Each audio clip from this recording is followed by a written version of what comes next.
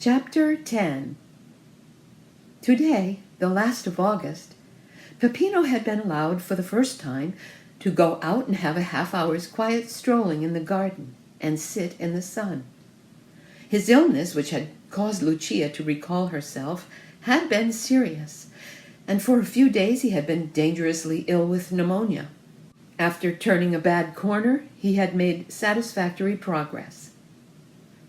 Lucia, who for these weeks had been wholly admirable, would have gone out with him now, but the doctor, after his visit, had said he wanted to have a talk with her, and for 20 minutes or so they had held colloquy in the music room.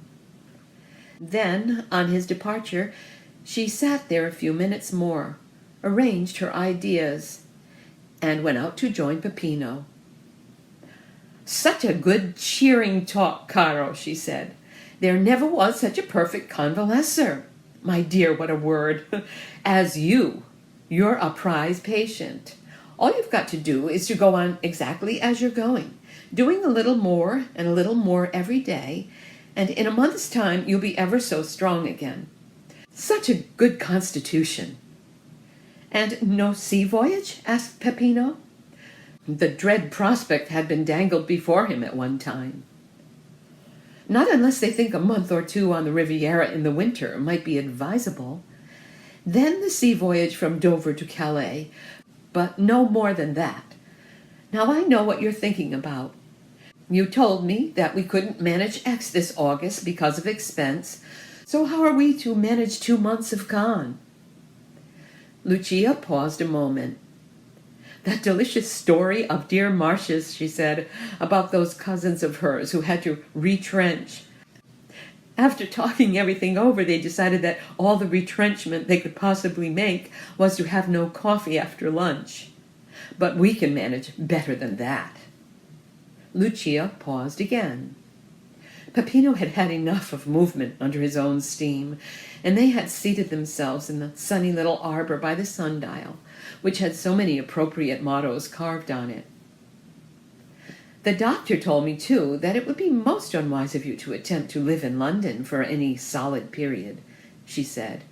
"Fogs, sunlessness, damp darkness, all bad. And I know again what's in your kind head. You think I adore London and can spend a month or two there in the autumn and in the spring, coming down here for weekends. But I haven't the slightest intention of doing anything of the kind. I'm not going to be up there alone. Besides, where are the dibs, as that sweet little Alf said? Where are the dibs to come from for our Riviera?" "Let the house for the winter, then," said Peppino. "Excellent idea, if we could be certain of letting it. But we can't be certain of letting it, and all the time a stream of rates and taxes and caretakers. It would be wretched to be always anxious about it, and always counting the dibs. I've been going into what we spent there this summer, Caro, and it staggered me. What I vote for is to sell it. I'm not going to use it without you, and you're not going to use it at all. You know how I looked forward to being there for your sake, your club, the reading room at the British Museum, the Astronomer Royal. But now that's all kaput, as Tony says. We'll bring down here anything that's particularly connected with dear Auntie. Her portrait by Sargent, of course. Those Sargents are fetching immense prices. Or the walnut bureau, or the Chippendale chairs, or that little worsted rug in her bedroom. But I vote for selling it all. Freehold, furniture, everything. As if I couldn't go up to Claridge's now and then, when I want to have a luncheon party or two of all our friends. And then we shall have no more anxieties, and if they say you must get away from the cold and the damp, we shall know we're doing nothing on the margin of our means. That would be hateful, we mustn't do that." "But you'll never be able to be content with Risholm again," said Peppino. "After your balls and your parties and all that, what will you find to do here?" Lucia turned her gimlet eye on him. "I shall be a great fool if I don't find something to do," she said. "Was I so idle and unoccupied before we went to London? Good gracious, I was always worked to death here. Don't you bother your head about that, Peppino, for if you do, it will show you don't understand me at all. And our dear Risholm, let me tell you, has got very slack and inert in our absence, and I feel very guilty about that. There's nothing going on. There's none of the old fizz and bubble and excelsior there used to be. They're vegetating, they're dry rotting, and Georgie's getting fat. There's never any news. All that happens is that Daisy slashes a golf ball about the green for practice in the morning, and then goes down to the links in the afternoon, and positively the only news next day is whether she has been round under 1,000 strokes, whatever that means. Lucia gave a little indulgent sigh. Dear Daisy has ideas sometimes, she said, and I don't deny that. She had the idea of Ouija. She had the idea of the museum. And though she said that came from Abfu, she had the idea of Abfu. And she had the idea of golf. But she doesn't carry her ideas out in a vivid manner that excites interest and keeps people on the boil. On the boil.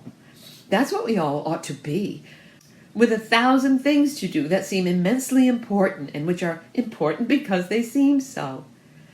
You want a certain touch to give importance to things which dear Daisy hasn't got. Whatever Daisy does seems trivial, but they shall see that after I've come home. What does it matter to me whether it's Marcia's ball, or playing Alf's accompaniments, or playing golf with Daisy, or playing duets with poor dear Georgie, whose figures have all become thumbs, so long as I find it thrilling.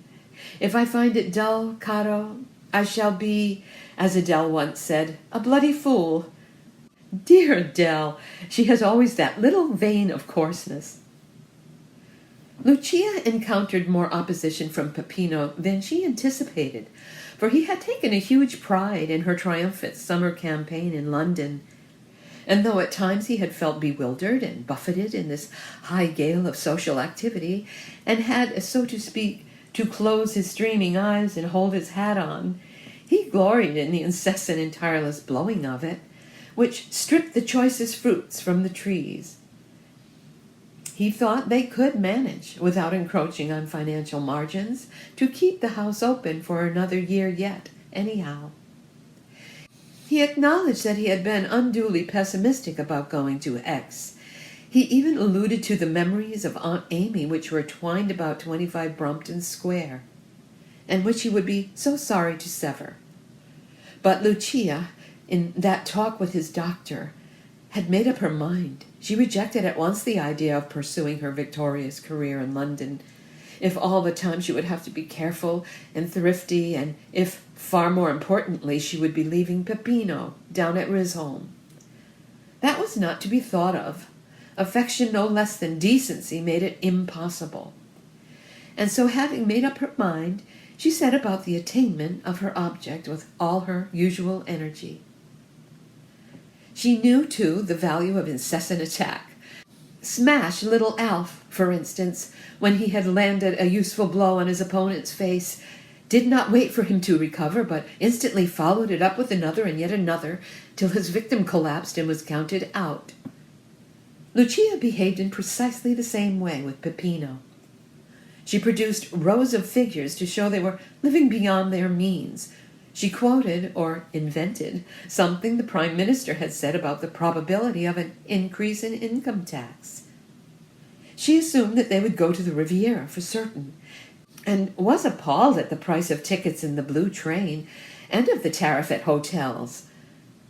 And with all our friends in London, Peppino, she said in the decisive round of these combats, who are longing to come down to Risholm and spend a week with us, our expenses here will go up. You mustn't forget that. We shall be having a succession of visitors in October, and indeed till we go south. Then there's the meadow at the bottom of the garden. You've not bought that yet, and on that I really have set my heart. A spring garden there, a profusion of daffodils, and a paved walk. You promised me that. I described what it would be like to Tony, and he is wildly jealous. I'm sure I don't wonder. Your new telescope, too. I insist on that telescope, and I'm sure I don't know where the money's to come from. My dear old piano, also. It's on its very last legs and won't last much longer, and I know you don't expect me to live, literally keep alive without a good piano in the house. Peppino was weakening. Even when he was perfectly well and strong, he was no match for her, and this rain of blows was visibly staggering him. I don't want to urge you, caro, she continued. You know I never urge you to do what you don't feel is best. But you are urging me, said Peppino. Only to do what you feel is best. As for the memories of Aunt Amy in Brompton Square, you must not allow false sentiment to come in. You never saw her there since you were a boy. And if you brought down here her portrait, and the woolwork rug which you remember her putting over her knees, I should say, without urging you, mind, that was ample. What a sweet morning! Come to the end of the garden and imagine what the meadow will look like, with a paved walk and a blaze of daffodils. The Chippendale chairs, I think I should sell. Lucia did not really want Aunt Amy's portrait either, for she was aware she had said a good deal from time to time about Aunt Amy's pearls, which were there, a little collar of very little seeds faultlessly portrayed. But then Georgie had seen them on that night at the opera, and Lucia felt that she knew Risholm very poorly if it was not perfectly acquainted by now with the nature and minuteness of Aunt Amy's pearls. The pearls had better be sold too, and also, she thought, her own portrait by Sigismund, for the post-Cubists were not making much of a mark. The determining factor in her mind over this abandonment of her London career, to which in a few days by incessant battering she had got Peppino to consent, was Peppino himself. He could not be with her in London, and she could not leave him week after week, for nothing less than that, if you were to make any solid progress in London, was any good. Alone in Risholm, but a large factor also was the discovery of how little at present she counted for in Risholm, and that could not be tolerated. Risholm had deposed her. Risholm was not intending to be managed by her from Brompton Square. The throne was vacant, for poor Daisy, and for the matter of that, poor Georgie, were not the sort of people who could occupy thrones at all. She longed to queen it there again, and though she was aware that her utmost energies would be required, what were energies for, except to get you what you wanted? Just now she was nothing in Risholm. They had been sorry for her because Peppino had been so ill, but as his steady convalescence proceeded, and she began to ring people up and pop in and make plans for them, she became aware that she mattered no more than Piggy and Goosey. There, on the green, as she saw from the window of her hall, was Daisy, whirling her arms madly, and hitting a ball with a stick which had a steel blade at the end, and Georgie, she was rather horrified to observe, was there too, trying to do the same. Was Daisy reaping the reward of her persistence and getting somebody interested in golf? And, good heavens, there were Piggy and Goosey, also smacking away. Risholm was clearly devoting itself to golf. I shall have to take to golf, thought Lucia. What a bore, such a foolish game. At this moment, a small white ball bounded over her yew hedge and tapped smartly against her front door. What an immense distance to have hit a ball, she thought. I wonder which of them did that. It was soon clear, for Daisy came tripping through the garden after it, and Lucia, all smiles, went out to meet her. Good morning, dear Daisy, she said. Did you hit that ball that immense distance? How wonderful! No harm done at all, but what a splendid player you must be. So sorry, panted Daisy, but I thought I would have hit with the driver. Very wrong of me. I had no idea it would go so far, so crooked. A marvelous shot, said Lucia. I remember how beautifully you put it. And this is all part of golf, too? Do let me see you do it again." Daisy could not reproduce that particular masterpiece, but she sent the ball high in the air, or skimming along the ground, and explained that one was a lofted shot and the other a wind cheater. "I like the wind cheater better," said Lucia. Do let me see if I can do that." She missed the ball once or twice and then made a lovely wind cheater, only this time Daisy called it a top. Daisy had 3 clubs, 2 of which she put down when she used the third, and then forgot about them, so that they had to go back for them. And up came Georgie, who was making wind cheaters too. "Good morning, Lucia," he said. "It's so tiresome not to be able to hit the ball, but it's great fun if you do. Have you put down your clock golf yet? There! Didn't that go?" Lucia had forgotten all about the clock golf.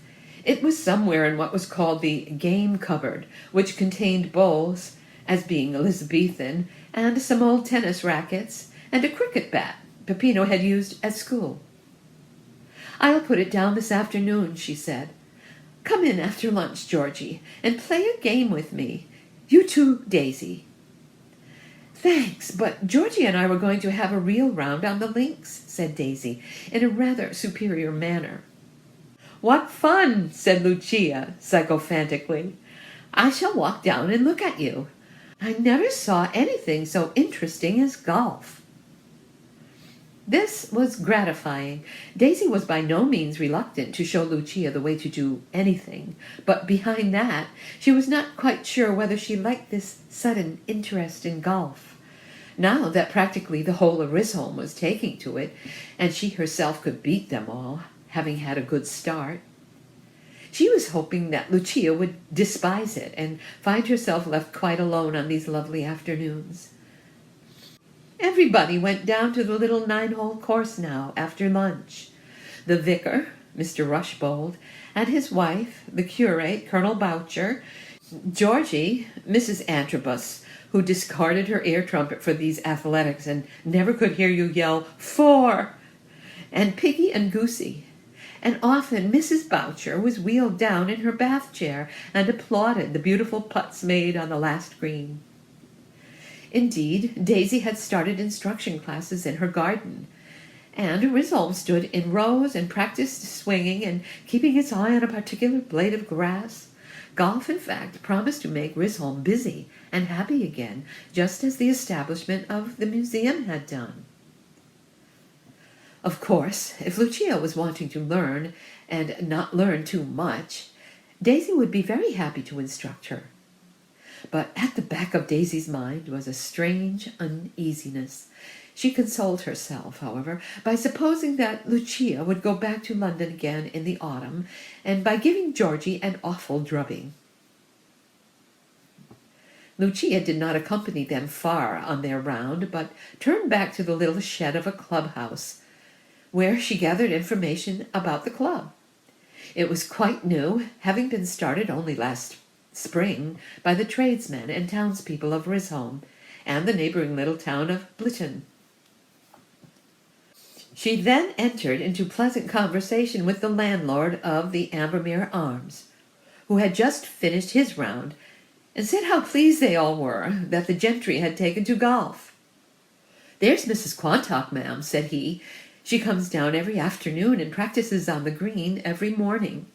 Walking over the green now of a morning is to take your life in your hand. Such keenness I never saw, and she'll never be able to hit the ball at all." "Oh, but you mustn't discourage us, Mr. Stratton," said Lucia. "I'm going to devote myself to golf this autumn." "You'll make a better hand at it, I'll be bound," said Mr. Stratton obsequiously.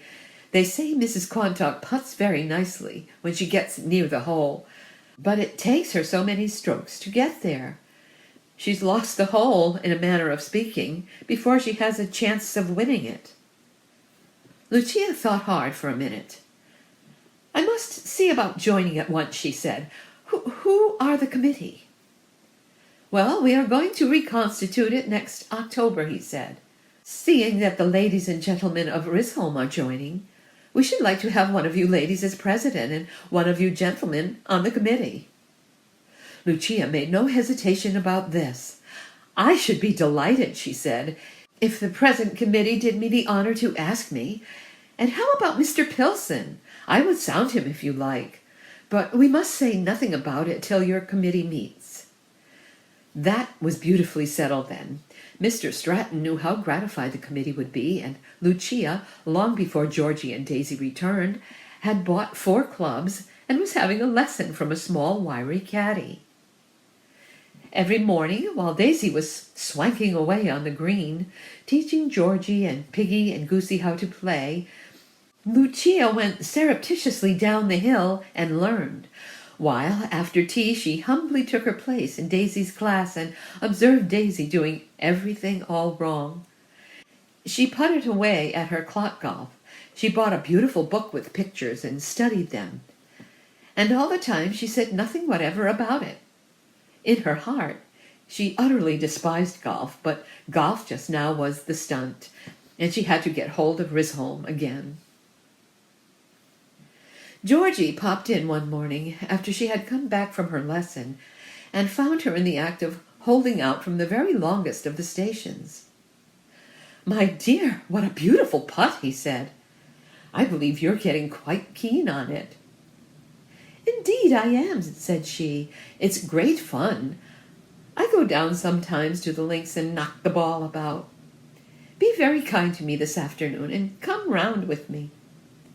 Georgie readily promised to do so. "Of course I will," he said, "and I should be delighted to give you a hint or two, if I can. I won 2 holes from Daisy yesterday." "How clever of you, Georgie. Any news?" Georgie said the sound that is spelt tut. "I quite forgot," he said. "I came round to tell you. Neither Mrs. Boucher nor Daisy nor I know what to do." "That's the museum committee," thought Lucia. "What is it, Georgie?" she said. "See if poor Lucia can help." "Well," said Georgie, "you know Pug." "That mangy little thing of Lady Ambermere's?" asked Lucia. "Yes, Pug died. I don't know what of." "Cream, I should think," said Lucia, "and cake. Well, it may have been. Anyhow, Lady Ambermere had him stuffed. And while I was out this morning, she left him in a glass case at my house as a present for the museum. There he is, lying on a blue cushion with one ear cocked and a great watery eye and the end of his horrid tongue between his lips." "No," said Lucia, "I assure you, and we don't know what to do. We can't put him in the museum, can we? And we're afraid she'll take the mittens away if we don't. But how can we refuse? She wrote me a note about her precious Pug." Lucia remembered how they had refused an Elizabethan spit, though they had subsequently accepted it. But she was not going to remind Georgie of that. She wanted to get a better footing in the museum than an Elizabethan spit had given her. "What a dreadful thing," she said. "And so you came to see if your poor old Lucia could help you." "Well, we all wondered if you might be able to think of something," said he. Lucia enjoyed this. The museum was wanting her. She fixed Georgie with her eye. "Perhaps I can get you out of your hole," she said. "What I imagine is, Georgie, that you want me to take that awful Pug back to her. I see what's happened. She had him stuffed and then found he was too dreadful an object to keep, and so thought she'd be generous to the museum. I should say you, for I've got nothing to do with it. You don't care about the museum being made a dump for all the rubbish that people don't want in their houses, do you?" "No, certainly not," said Georgie. Did Lucia mean anything by that? Apparently she did. She became brisk and voluble. "Of course, if you asked my opinion," said Lucia, "I should say that there has been a little too much dumping done already. But that is not the point, is it? And it's not my business either. Anyhow, you don't want any more rubbish to be dumped. As for withdrawing the mittens, only lent, are they? She won't do anything of the kind. She likes taking people over and showing them. Yes, Georgie, I'll help you. Tell Mrs. Boucher and Daisy that I'll help you. I'll drive over this afternoon. No, I won't, for I'm going to have a lovely game of golf with you. I'll drive over tomorrow and take Pug back, with the committee's regrets that they are not taxidermists. Or if you like, I'll do it on my own authority. How odd to be afraid of poor old Lady Ambermere. Never mind, I'm not. How all you people bully me into doing just what you want. I always was Risholm's slave. Put Pug's case in a nice piece of brown paper, Georgie, for I don't want to see the horrid little abortion, and don't think anything more about it. Now let's have a good little putting match till lunchtime. Georgie was nowhere in the good little putting match, and he was even less anywhere when it came to their game in the afternoon. Lucia made magnificent swipes from the tee, the least of which, if she happened to hit it, must have gone well over 100 yards, whereas Daisy considered 80 yards from the tee a most respectable shot, and was positively pleased if she went into a bunker at a greater distance than that, and said the bunker ought to be put further off for the sake of the longer hitters. And when Lucia came near the green, she gave a smart little dig with her mashie, and when this remarkable stroke came off, though she certainly hit the ground, the ball went beautifully, whereas when Daisy hit the ground, the ball didn't go at all. All the time, she was light-hearted and talkative, and even up to the moment of striking, would be saying, "Now, naughty ickle ball, Lucia's going to give you such a spank." Whereas when Daisy was playing, her opponent and the caddies had all to be dumb and turned to stone while she drew a long breath and waved her club with a pendulum-like movement over the ball. "But you're marvelous," said Georgie, as 3 down he stood on the 4th tee and watched Lucia's ball sail away over a sheet that looked quite small in the distance. "It's only 3 weeks or so since you began to play at all. I believe you'd nearly beat Daisy." "Georgie, I believe you're a flatterer," said Lucia. "Now give your ball a good bang, and then there's something I want to talk to you about." "Let's see, it's slow back, isn't it?" said Georgie. "Or is it quick back? I believe Daisy says sometimes one and sometimes the other." Daisy and Piggy, starting before them, were playing in parallel and opposite direction. Daisy had no luck with her first shot and very little with her second. Lucia just got out of the way of her third, and Daisy hurried by them. "Such a slice," she said. "How are you getting on, Lucia? How many have you played to get there?" "1 at present," said Lucia, "but isn't it difficult?" Daisy's face fell. "1?" she said. Lucia kissed her hand. "That's all," she said, "and has Georgie told you that I'll manage about Pug for you?" Daisy looked round severely. She had begun to address her ball, and nobody must talk. Lucia watched Daisy do it again, and rejoined Georgie, who was in a tiresome place, and tufts of grass flew in the air. "Georgie, I had a little talk with Mr. Stratton the other day," she said. "There's a new golf committee being elected in October, and they would so like to have you on it. Now be good-natured and say you will." Georgie had no intention of saying anything else. "And they want poor little me to be president," said Lucia. "So shall I send Mr. Stratton a line and say we will? It would be kind, Georgie. Oh, by the way, do come and dine tonight. Peppino—" "So much better, thanks. Peppino told me to ask you. He would enjoy it. Just one of our dear little evenings again."